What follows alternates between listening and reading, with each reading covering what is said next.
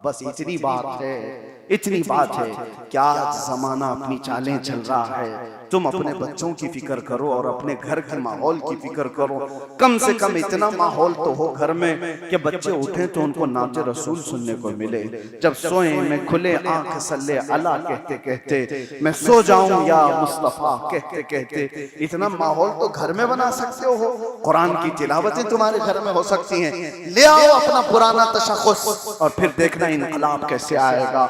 जब तक आदमी खुद अपने आप को बदलता नहीं, उस वक्त तक अल्लाह ताला उस कौम की भी हालत को नहीं बदलता।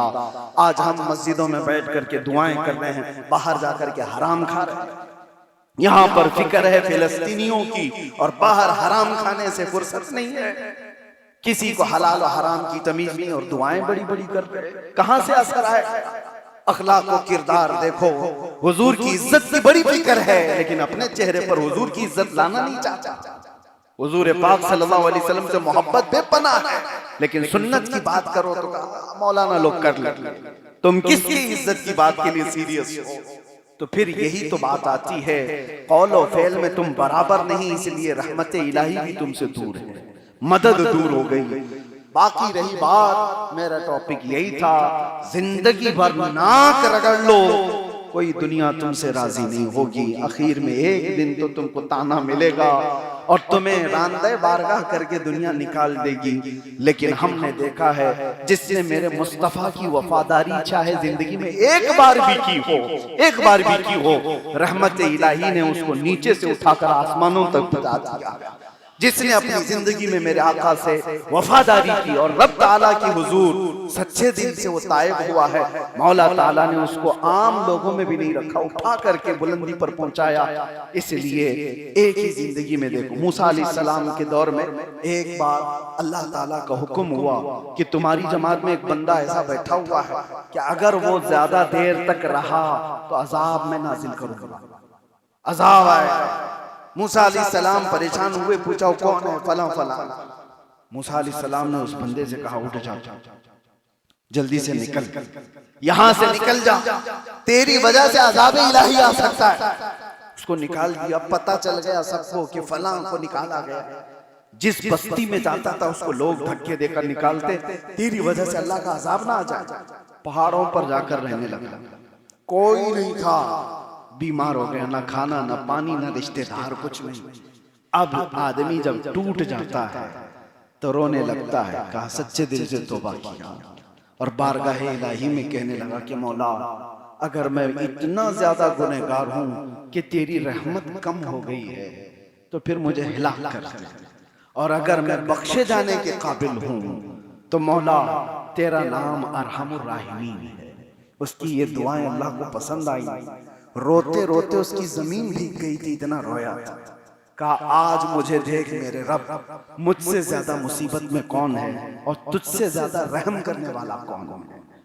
अल्लाह तबारक व तआला ने फौरन उसकी दुआ कबूल की। थोड़े ही अरसे में वो मर गया, भूख प्यास शिद्दत की वजह से मर गया। मूसा अलैहिस्सलाम को अल्लाह का हुक्म हुआ कि मूसा, फला पहाड़ पर मेरे महबूब बंदे का इंतकाल हुआ, जाए उसके जनाजे का इंतजाम करें। आए मूसा अलैहिस्सलाम, देखा कौन बंदा है अल्लाह का महबूब जिसके जनाजे के इंतजाम के लिए अल्लाह ने मुझे हुक्म दिया। आके देखा तो वही बंदा पड़ा हुआ है जिसको बस्ती से निकाला गया था, जिसको जमात से निकाला गया। मूसा अलैहिस्सलाम घबरा गए कि गलत जगह तो नहीं आया। रब ताला से पूछा कलाम करके कि मौला यही बंदा है या कोई और है जो तेरा महबूब है? मौला ने फरमाया यही बंदा, यही बंदा है।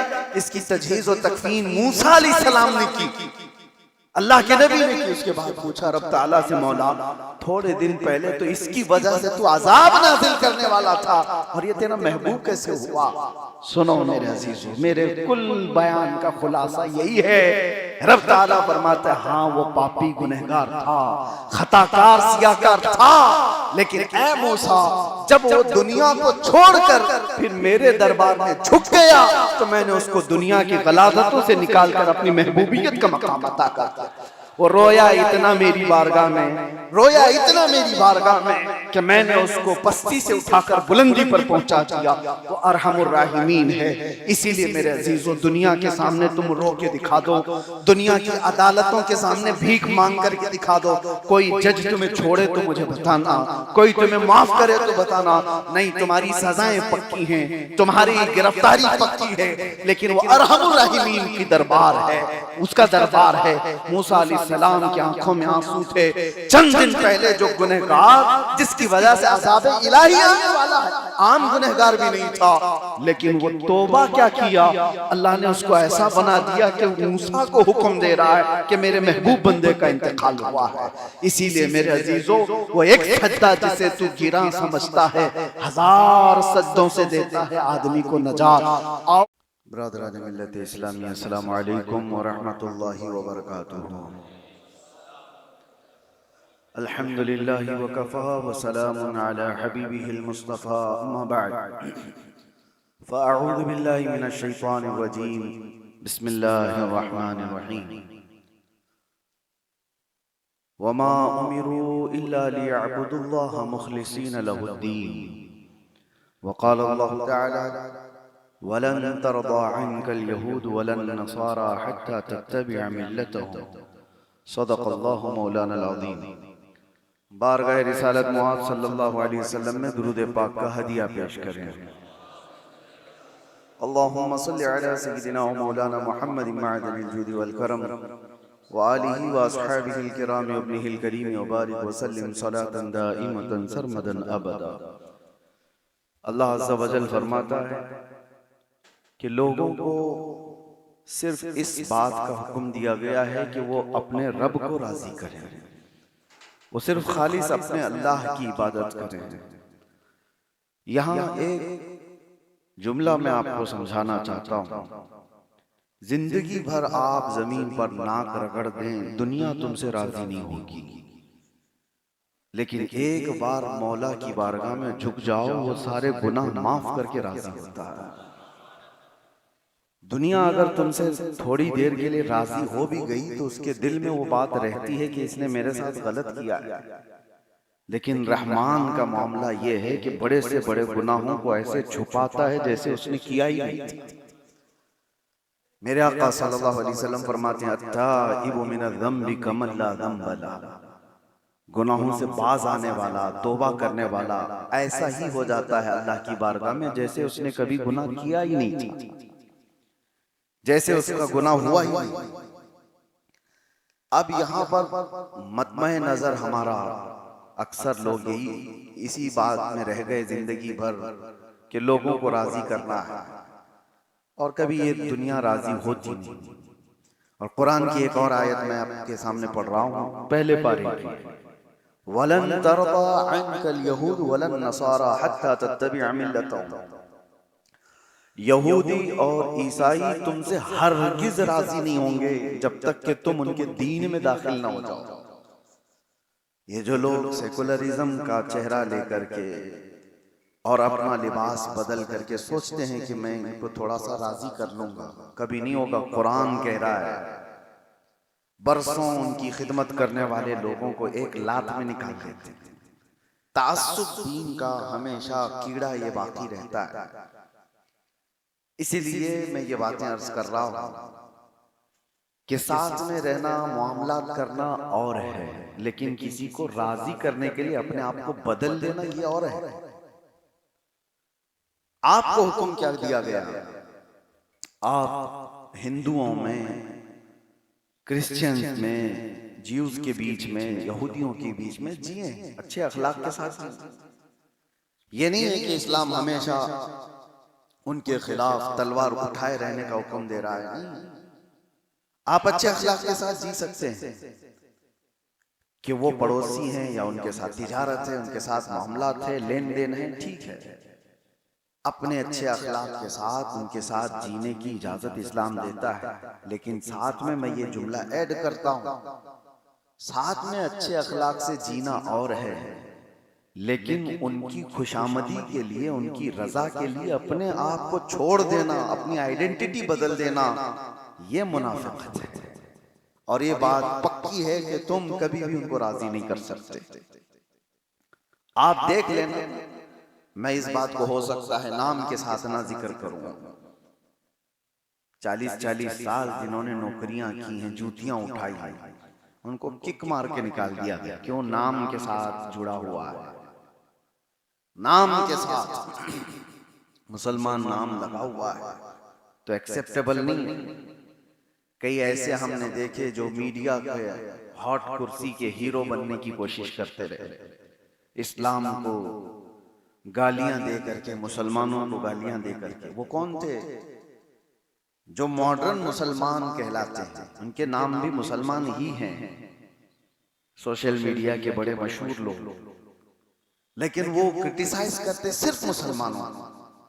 इस वजह से करते थे ताकि ये दूसरी जमात हमसे राजी हो जाए। ऐसा कभी नहीं होगा। जिस दिन तुम्हारी पूंछ उनके पांव के नीचे आती है, तुम्हारा सारा कच्चा चट्टा निकाल के, तुम्हारी जितनी वफादारी की बातें थी तुम्हारे मुंह पे मार दी जाती हैं, फिर कहा जाता है कि ये मुसलमान। खुलासा क्या है ये बात करने का? मेरा खुलासा सिर्फ ये है कि अल्लाह ताला ने फरमाया कि तुमको दुनिया राजी करने के लिए मैं नहीं भेजा, अपने रब को राजी करने की कोशिश करो, और तुम उसके हो गए तो एक असर भी मैं आपको बताऊं, कितनों का दिल जीत सकते हो तुम। मिसाल के तौर पर मैं बताऊं, एग्जाम्पल के लिए मैं बता रहा हूं, हजारों लोगों की तरफ से हमें मोहब्बतों के नजराने हैं, मोहब्बतें उनसे चाहते हैं, हर एक के पास हम जा भी नहीं पाते। हर इलाके से लोग चाहते भी हैं हमारे यहाँ जाएं, हमारे यहाँ आ जाएं, या फिर हमसे मुलाकात। हम वक्त नहीं दे पा रहे। लेकिन एक चीज मैं सोचता हूं, इनको सबको राजी करने के लिए मैंने मेहनत तो कुछ नहीं की। क्या है, इनको एक चाय पिलाएं, इनको दावत किए हों, इनको कुछ दिया हो, बहुत दूर बैठे हुए देहातों में वो गायबाना हमसे ऐसी मोहब्बत करते हैं जिसकी इंतहा नहीं। वजह क्या है? एक बात समझ करके चलो, लोगों को राजी करने में अगर लग गए तो तुम्हारी जिंदगी खत्म हो जाएगी। लोगों के दिलों में मोहब्बत डालना तुम्हारे अमल से नहीं, वो अल्लाह के फजल से होता है।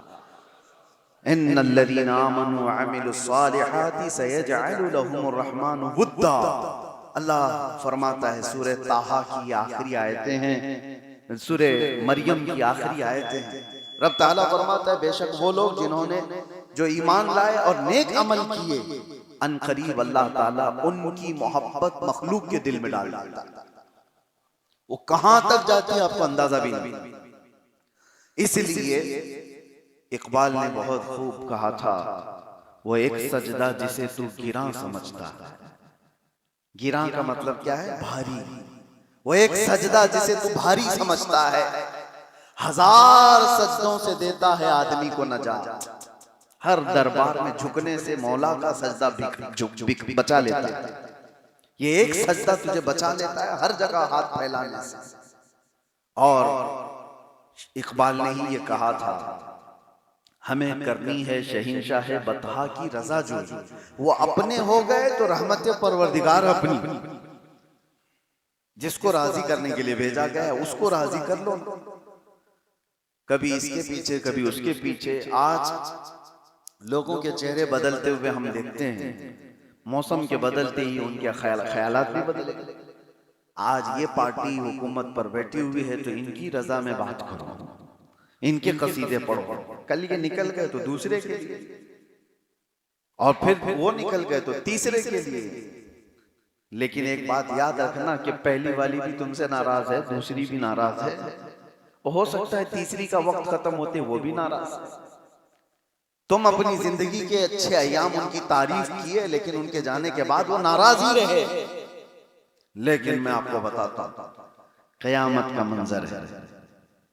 तुम यहां पर 10-10 साल हुकूमतों की चापलूसी करते रहे, किस वजह से? सिर्फ उनका पावर, उनकी ताकत और उनका नशा देखकर। और उनके जाने के बाद फिर दूसरे की तारीफ करते रहे। और ये पहले वालों ने याद भी नहीं रखा तुमको कि कब तारीफ किए थे, तुम भूल गए, छोड़ दिया गया। नेता के लिए जितने मेहनत किए हुए बेचारे गली गली जाकर, वो जब कुर्सी पर आए तो कार्यकर्ताओं को भूल गए, भाई कुर्सी हमारी है, तुम्हारा क्या है।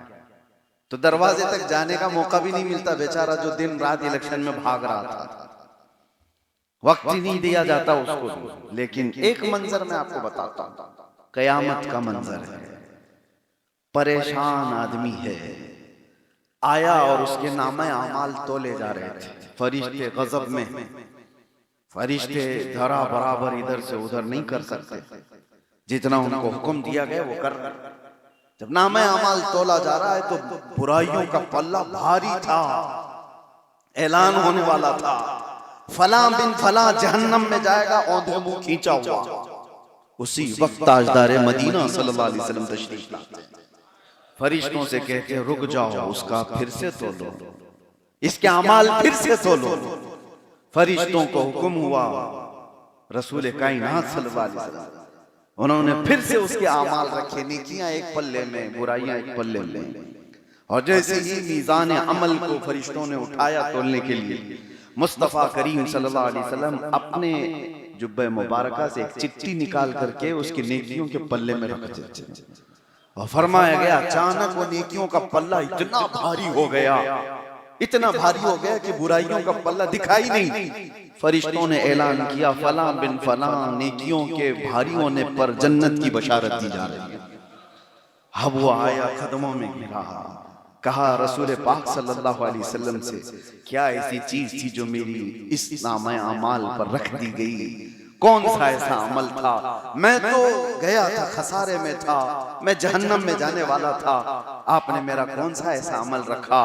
हुजूर अकरम सल्लल्लाहु अलैहि वसल्लम फरमाते हैं, याद है एक रात ऐसी थी जब लोग सो रहे थे और तन्हाई में तू मुझे याद कर एक बार दुरूद पढ़ा था, मुझे याद करके तूने दुरूद पढ़ा था, वो मैंने महफूज रखा था।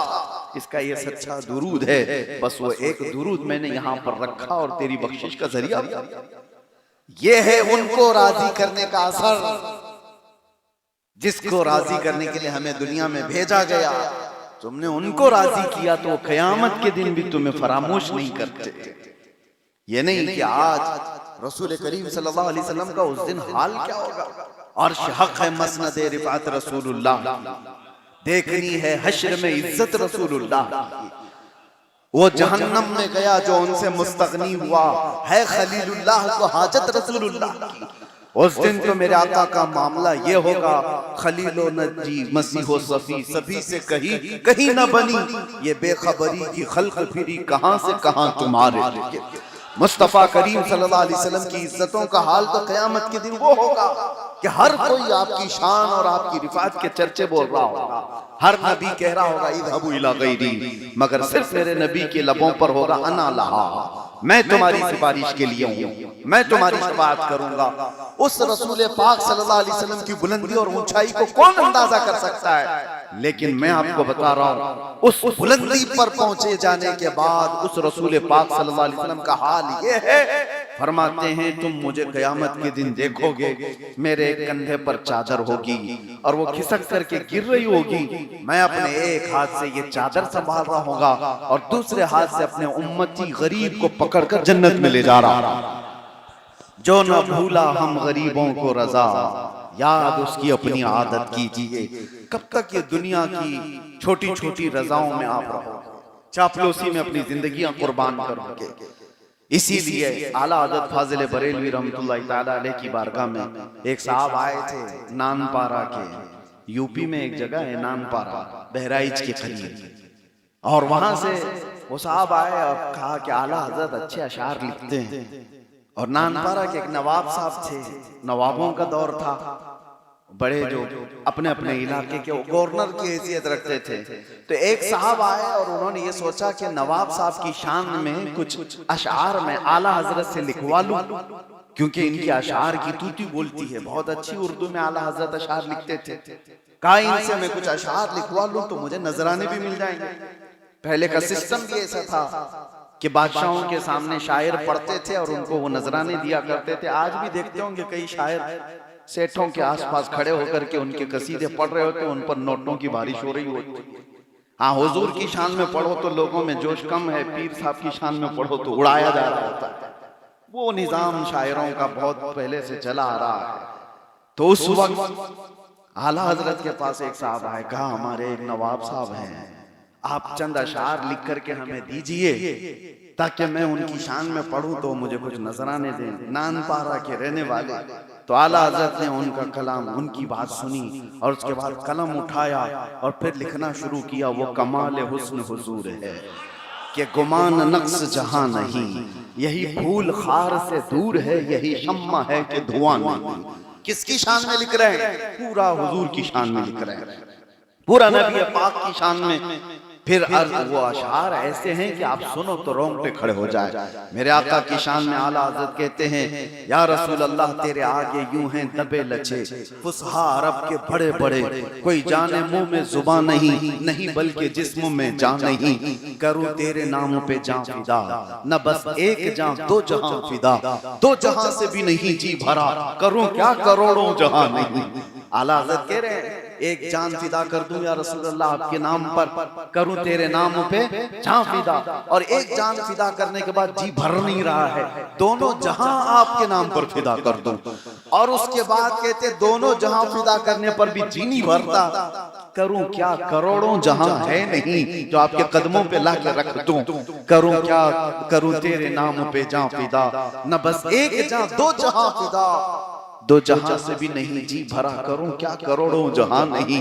आखिर में इस कलाम के आखिर में वो साहब तो नानपारा वाले थे, नानपारा वाले थे, उनके बात पर ये कलाम लिखा जा रहा था। आखिर में आला हज़रत का कलम जलाल में लिखता है, जो मैं आपसे कहना चाहता हूँ वो वक्त का मुजद्दिद कहता है, करूं मद है अहले दुवल रज़ा। अहले दुवल कहते हैं मालदारों को, पैसे वालों को, मदह कहते हैं तारीफ को, और आला हज़रत कहते हैं मालदारों की तारीफ करे रजा, करूं मदह अहले दुवल रजा। अरे पड़े इस बला में मेरी बला, मैं कहां इस बला में पड़ जाऊं, ये मालदारों की खुशामदी करूं, इनकी चापलूसी करूं मदह अहले दुवल रजा, पड़े इस बला में मेरी बला। अरे मैं गदा हूं अपने करीम का, मैं गदा हूं अपने करीम का। और आखिर का जुमला काबिल गौर है, आला हज़रत की हाजिर दिमागी देखो, कहते हैं करूं मैं गदा हूं अपने करीम का, मेरा दीन पारा नान नहीं। अब बदल दिया, नान पारा को उल्टा कर दो तो क्या हो जाएगा? पारा नान। नान पारा गांव का नाम है और पारा नान का मतलब होता है रोटी का टुकड़ा। पारा कहते हैं टुकड़े को फारसी में, नान कहते हैं रोटी को। नान आपने भी खाई होगी ना, हाँ, कोरमा और नान तो खाते हैं। तो नान जो है ना रोटी को कहते हैं और पारा जो है टुकड़े को कहते हैं। आला हज़रत ने नान पारा को बदल करके रख दिया और कहा कि मेरा दीन रोटी का टुकड़ा हासिल करना नहीं है, मैं गदा हूं अपने करीम का। अजीज़ान गिरामी, यही वो मकाम है जो उनको वक्त के मुजद्दिद तक पहुंचा दिया। रजा दूसरों की रजाई के लिए नहीं जिया करता। आला हज़रत ने कई जगहों पर अपने कलाम में ये जिक्र भी किया है कि हमारी जिंदगी का जो मकसद है वो हुजूर की बारगाह में। एक बार मैं आपको बता रहा, मुर्शिद गिरामी हुजूर ताजुल शरिया रहमतुल्लाह तआला अलैह से हम सुन रहे थे। आला हज़रत की एक हम्द है जिसमें आला हज़रत ने लिखा है, वही रब है जिसने तुझको हमतन करम बनाया, हमें भीख मांगने को तेरा आस्था बताया, तुझे हम्द है खुदाया। अल्लाह की हम्द बयान कर रहे हैं, लेकिन किसके जरिए से? रसूलुल्लाह की अता पर, कि अल्लाह तूने हमको ऐसा रसूल अता किया है कि जिसके आस्ताने पर हम भीख मांग सकते। वही रब है जिसने तुझको हमतन करम बनाया, हमें भीख मांगने को तेरा आस्था बताया। इस हम्द में आखिर में एक जुमला है, दो शेर हैं, ये हमारे मुर्शिद ने इसकी तशरीह में बताया था। आला हज़रत ने लिखा कि अरे ऐ खुदा के बंदो कोई मेरे दिल को ढूंढो। इस हम्द का आखिरी मिसरा है, अरे ऐ खुदा के बंदो कोई मेरे दिल को ढूंढो, अभी पास था यही तो अभी क्या हुआ खुदाया, न कोई गया न आया तुझे हम्द है खुदाया। हमें ये समझ में नहीं आता था हम्द में ये क्या जुमला है, ये क्या जुमला है। हज़रत ने फरमाया था औलिया इकराम में, वलियों में एक सिफत होती है कुतुबुल इरशाद। कुतुबुल इरशाद उस वली को कहते हैं जो अपने जमाने के सारे औलिया का हाकिम होता है, अपने इलाके के, अपने जमाने के औलिया का हाकिम होता है। और जितने दूसरे औलिया हैं उस वक्त के, वो सब कुतुबुल इरशाद का हुक्म मानते हैं। वो जो भी हुक्म दे उनको, वो सब उसके हुक्म पर अमल करते हैं। और आला हजरत का मकाम कुतुबुल इरशाद का था, कुतुबुल इरशाद का था। एक दिन अचानक उन्होंने सारे औलिया को जो उनके जमाने के थे हुक्म दे दिया कि आज तुम्हारी ड्यूटी है, तुम्हारा काम है रजा का दिल ढूंढ के लाओ। मेरा दिल कहाँ है? उसी को अशार में बयान कर रहे हैं आला। अरे ए खुदा के बंदो, कोई मेरे दिल को ढूंढो, अभी पास था यही तो अभी क्या हुआ खुदा? ना कोई गया ना आया, तुझे हमद है खुदा। कौन चुरा ले गया, कहां गया है दिल? अब जो मर्दाने हक थे, जो औलिया वक्त थे, सब उस दिल को ढूंढने पर लग गए और सब ढूंढ करके आए।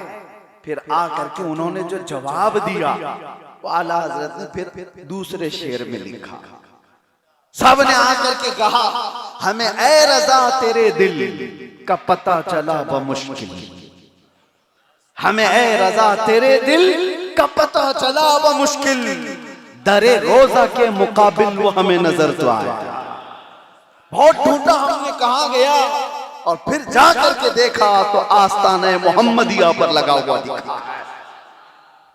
ये दिल है जब फना हुआ किसी एक की रजा में, तो अल्लाह ताला ने आज हर एक के दिल में उनको बिठा रखा है।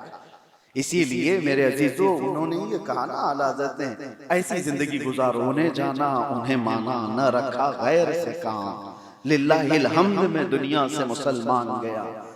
आज हमारी हालतें ये जो इस तरह की हुई, हम वक्त के साथ अपने आप को बदलने की कोशिश करते हैं। ऐसा नहीं है कि नहीं बदलना चाहिए, आप बदलो, लेकिन ऐसा भी ना बदलो कि तुम्हारी असलियत और तुम्हारी शनाख्त, तुम्हारी आइडेंटिटी भूल जाओ। ऐसा भी तो नहीं होता कि तुम्हारी जो शनाख्त है वही भूल जाओ। मैंने देखा तुर्की में 650 साल तक खिलाफत उस्मानिया, सल्तनत उस्मानिया कायम थी। आज जो तुर्की के हालात है मैं देख करके आ रहा हूं, पूरे शहरों में मुसलमानों की शक्ल ढूंढना भी मुश्किल है। अजानें हो रही है, नमाजें हो रही हैं, तिलावतें हो रही हैं, लेकिन यूरोप की ऐसी छाप उन पर पड़ी हुई है कि आप 10 कदम आगे बढ़ नहीं सकते नंगी औरतों को देखे बगैर, और यहाँ लिबास में, और वो उनके लिए आम सी बात है। रास्तों पर जिना करते हुए, जो हमने हदीसों में पढ़ा था कि एक वक्त आएगा मर्द और औरत ऐसे जिना करेंगे जैसे गधे और जानवर रास्ते पर जोड़ा खाते हैं। वो हालात यूरोप के जो हैं वो इस मुल्क में नजर आने लगे। शराब की सबसे ज्यादा सप्लाई, रात भर तवाइफों के अड्डे जिसको लाइसेंस दिए जाते हैं, ये सब वो मंजर देख करके कलेजा मुंह को आता है। बदलने का मतलब ये नहीं है कि जमाने की तरक्कियों के साथ आदमी ऐसा बदल जाए कि उसकी हकीकत ही खत्म हो जाए। ऐसा तो नहीं होता कि अपनी आइडेंटिटी खत्म हो गई। मुसलमान, तुम्हारे लिए हर जमाना एक ही फैशन है, वो सुन्नत मुस्तफा का है। रसूलुल्लाह के अखलाक कभी पुराने नहीं हो सकते। अगर कोई ये सोचता है कि ये दाढ़ी, ये टोपी, ये अखलाक जिसकी मौलाना बात कर रहे हैं ये 1400 साल पुरानी है, तो मैं उससे कहता हूं फिर कुरान भी छोड़ दे, 1400 साल पहले का, फिर कलमा भी छोड़ दे जो 1400 साल पहले का, फिर अजान भी छोड़ देगा जो 1400 साल पहले की, नमाज भी छोड़ देगा जो 1400 साल पहले की। अरे देख, हुसैन का तज़किरा अभी तक मरा नहीं, 1400 साल पहले का। हर जमाने में सुनाओ मुहर्रम का तज़किरा, ताजा नहीं लगता। इस्लाम में अल्लाह ताला ने वो असर रखा है कि इसकी चीजें पुरानी नहीं होंगी। अगर पुरानी हो रही होती तो ये जुमा में तुम आते भी नहीं। हर जुमा कौन तुम्हें खींच कर लाता है? क्या जुमा का कभी पोस्टर लगता है? कभी ऐलान होता है, अनाउंसिंग होती है कि आओ आओ जुम्मा हो रहा है? बेइख्तियार तुम निकल आते हो, इसलिए कि जिस दीन से तुम वाबस्ता हो ये दीन सुबह क़यामत तक ताजा रहेगा, ताजा रहेगा। लेकिन बात सिर्फ अखलाक और अमाल की आ जाती है कि तुम यूरोप के पीछे भागने लग गए और अपने आप को सेक्युलर कहलाने के लिए, अपने आप को बदलने के लिए कि मैं भी थोड़ा पॉश लगूं, तो उनकी चीजों पर भागने लग गए कि मुझे दुनिया पॉश समझेगी। कभी तुमको वो इज्जत नहीं दी जाएगी, तुम चाहे पूरा अपने आप को बदल डालो।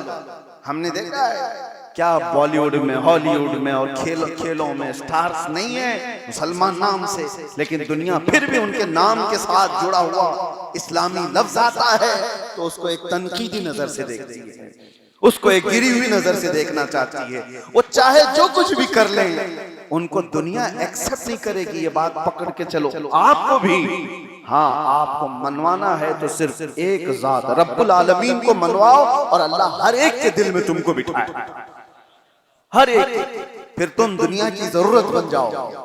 आज भी हमदी ताला हमने देखा है, क्या हमारा लिबास कोई खराब दिखता है? क्या हमारे खतो खाल कोई खराब दिखते हैं? अल्हम्दुलिल्लाह, मैं आपको बताता हूँ कई जगहों पर, ये मैं तहदीस नेमत के लिए कह रहा हूँ, अमामा शरीफ इसी तरह से मैं कई मरतबा एयरपोर्ट से गुजरता तो कुछ डिपार्टमेंट के लोग तो कसरत से आने जाने की वजह से वो तो जानते भी हैं, पहचानने भी लग जाते हैं, कसरत से आ रहे जा रहे हैं। जिस तरह चंद ही महीनों पहले एक साहब आए, उन्होंने कहा कि मैं देखता हूँ आप जब भी आते हैं सारी चीजें, लेकिन एक चीज बहुत अच्छी लगती है, मैं सिर्फ आपका लिबास देखते रहता हूं। मैंने कहा कि इससे तो दुनिया नफरत कर रही है, हमारी दाढ़ी, हमारी टोपी, और आप क्या? कहा नहीं, कुछ तो है, अच्छा लगता है। हमने महसूस किया मेरे नबी के अखलाक कभी पुराने नहीं हो सकते। तुम इज्जत इसी में हासिल करो, इज्जत इसी में हासिल करो। आदमी जब खुद के अंदर अपने घर को नहीं बनाना चाहता तो फिर उसका घर चमकेगा कैसे? तुम्हारा दीन कोई इधर उधर का, बस्ती का, मोहल्ले का लिया हुआ दीन नहीं है, ये आफाकी दीन है और क़यामत तक के लिए आया हुआ दीन है। ये ऐसा एक रेवोल्यूशन नहीं है जो किसी ने, एक जैसे क्रांतिकारी ने शुरू किया और उसकी मौत के बाद वो खत्म हो गया, ऐसा नहीं है। दुनिया में इस्लाम जब रसूलुल्लाह सल्लल्लाहु अलैहि वसल्लम की आवाज़ों पर निकला था तो इसकी बका, इसकी हिफाजत अल्लाह ने अपने जिम्मे लिया, क़यामत तक अल्लाह इसको जिंदा रखेगा। अब मसला दीन का और कुरान का और इस्लाम का नहीं है, हमारे और आपके ईमान का। इस्लाम तो रहेगा, कुरान भी रहेगा, आपको फिक्र करने की जरूरत नहीं, कोई कुछ नहीं करेगा इसका। हजार चाहे जमातें बैठ जाएं, कुरान को जलाने की कोशिश करें, इस्लाम को मिटाने की बात करें, कुछ नहीं होने वाला। हाँ, फर्क तुम्हारे और हमारे ईमान का, कि तुम्हारे साथ क्या होगा, मेरे साथ क्या होगा। दीन बाकी रहेगा और अल्लाह जब चाहे ये पूरे 1,00,000 लोग भी मर जाएं, रब तबारक व तआला पत्थरों को उठा करके हिदायत अता फरमा सकता है। वो अपने दीन का काम किसी से भी देगा। कोई इस जगह दूसरी कौम आए, दूसरे पैदा हो, आपको पता है बगदाद को तबाह करने वाले लोग ततारी थे।